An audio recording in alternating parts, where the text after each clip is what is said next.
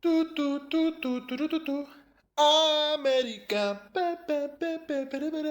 Lady Fantasy, biri, biri.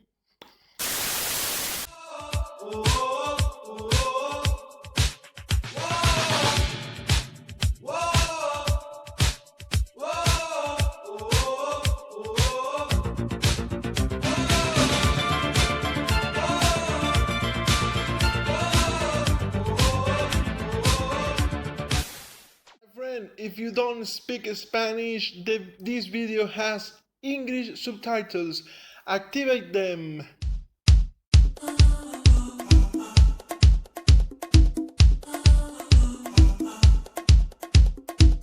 ¿Cómo están, amigos de YouTube? Volvemos con un nuevo video, una nueva entrevista y nos metemos nuevamente con el mundo del Italo Disco.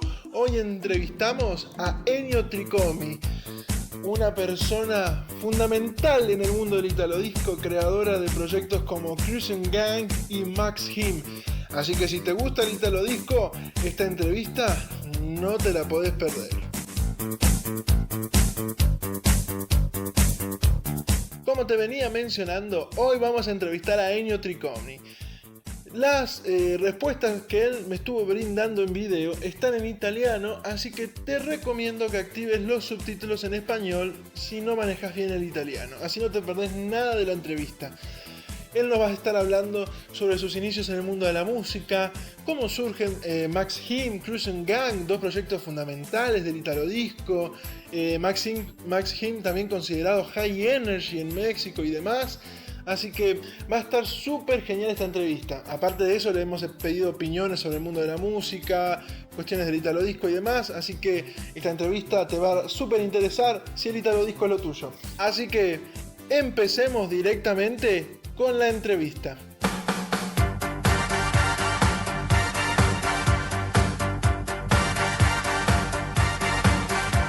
Un grande saluto a tutti gli amici argentini e ovviamente soprattutto a quelli che amano la nostra musica.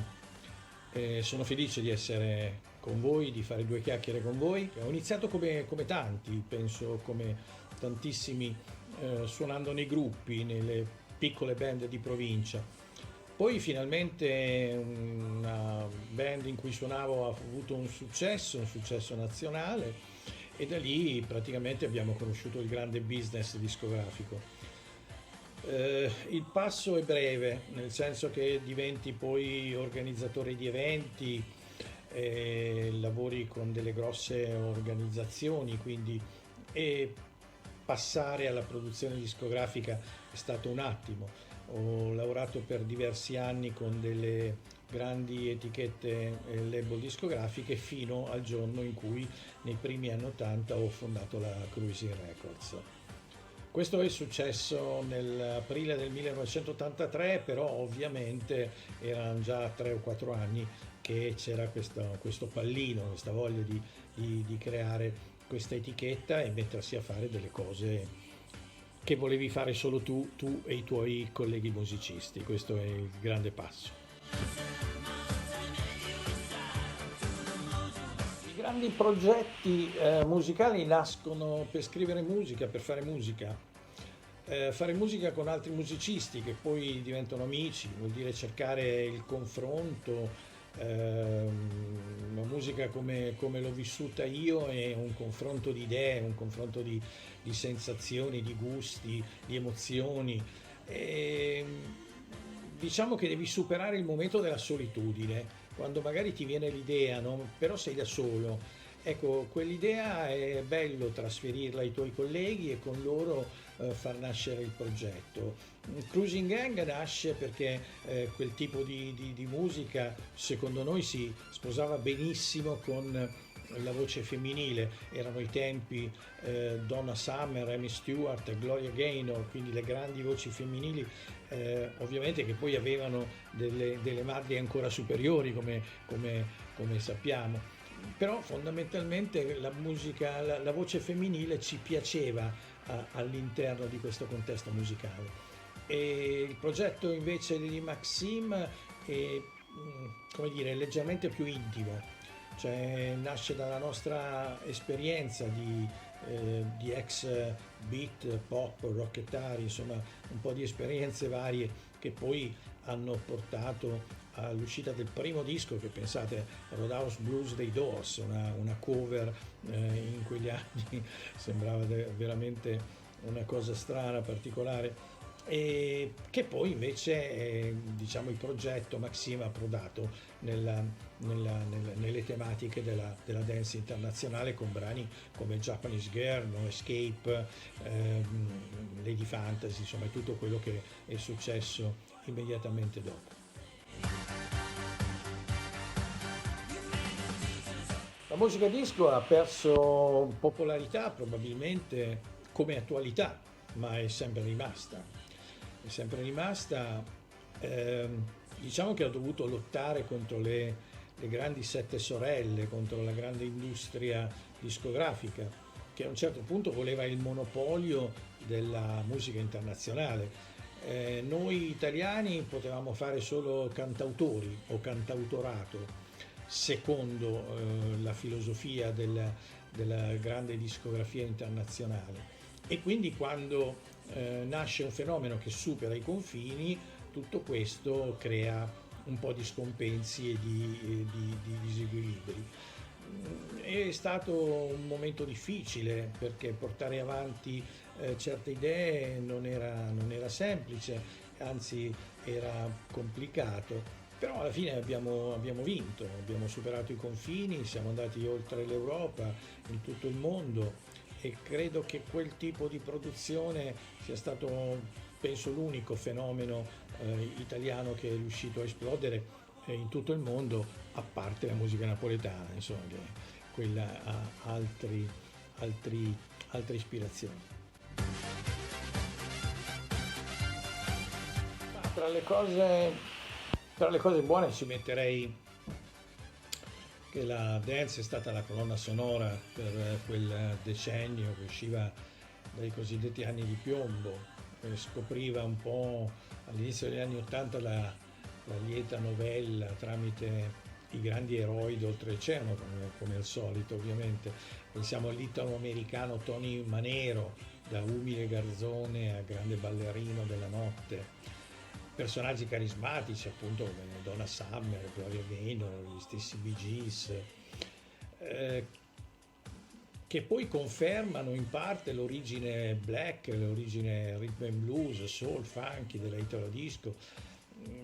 Ovviamente che si giova di suoni anche latini, suoni folk, indubbiamente, insomma c'è un animo mediterraneo. Anche se molto spiccati sono i primi segnali di un'elettronica che poi bussava in quegli anni alle porte di un grande futuro.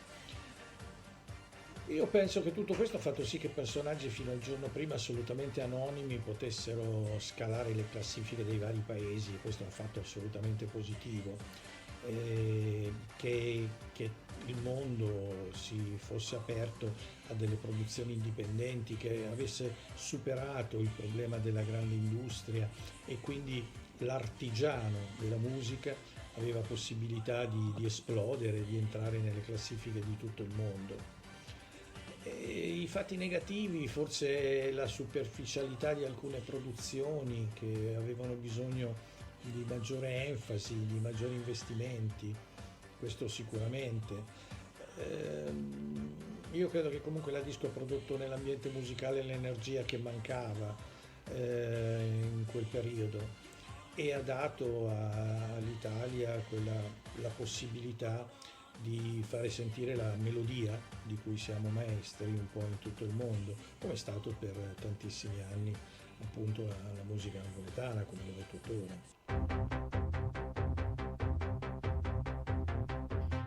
Hey, antes de seguir con la entrevista, si no estás suscrito al canal, puedes hacerlo en este momento haciendo clic en el botón que está abajo de este video y activar la campanita si no te perdés ninguna de las novedades que voy a estar subiendo en el canal. Más entrevistas a artistas de los 80s y 90s, biografías y mucho más. Así que si te gusta la música de los 80s y 90s, este canal te va a súper entretener. Ahora sí, sigamos con la entrevista.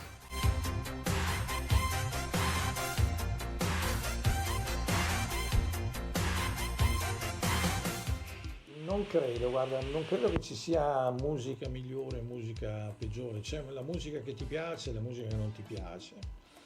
A me piace molto la musica degli anni 70 con dei riferimenti agli anni 60, ma ad altri possono piacere altre cose, il swing, il jazz.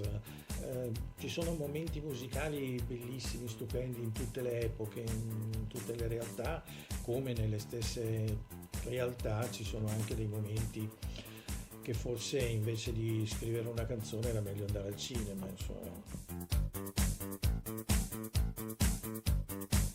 E sai, questa è una domanda alla quale la risposta diventa difficile. Qual è la tua canzone preferita? È come dirti che hai un figlio, che preferisci un figlio all'altro. Le canzoni sono figlie tue che hai fatto insieme ad altri, quindi ci sei particolarmente legato, sentimentalmente legato, rappresentano un'emozione, un momento della tua vita, ricordi.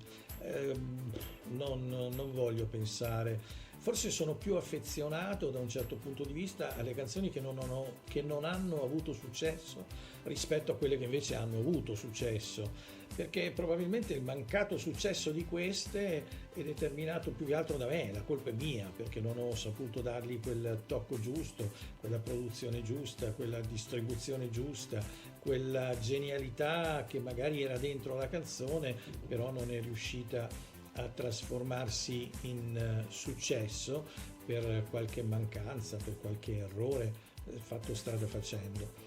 I figli tuoi sono tutti belli, dice un detto napoletano, i guaglioni sono tutti bella mamma su, cioè tutti i figli sono belli per la mamma che li ha generato, insomma.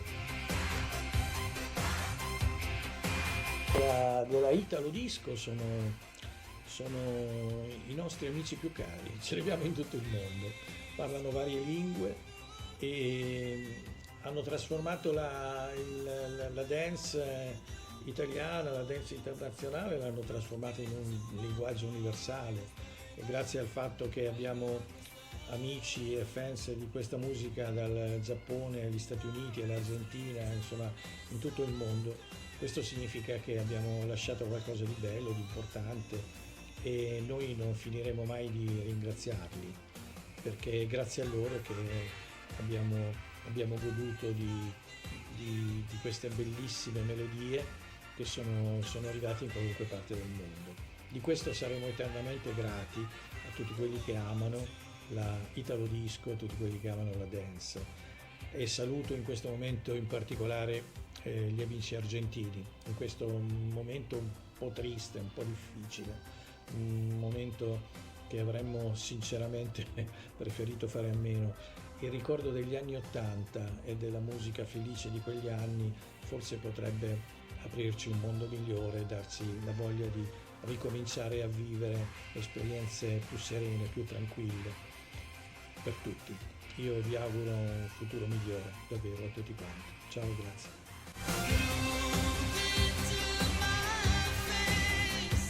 Amigos, esto fue todo por hoy. Espero que les haya gustado todo lo que nos estuvo comentando Ennio Tricomi sobre el Italo Disco y demás. Quiero súper agradecerle a Ennio por haberme brindado su tiempo para realizar esta entrevista para mi canal de YouTube.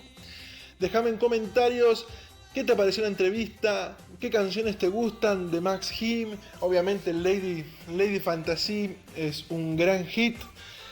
Cruising Gang, a mí en lo especial América, es muy pegadizo. Así que los voy a estar leyendo, déjenme todo en comentarios referido a esta entrevista y demás. Inclusive si quieren sugerir artistas para entrevistar, también me lo pueden dejar, porque siempre los voy a estar leyendo abajo de los videos. Sin más nada que mencionar, un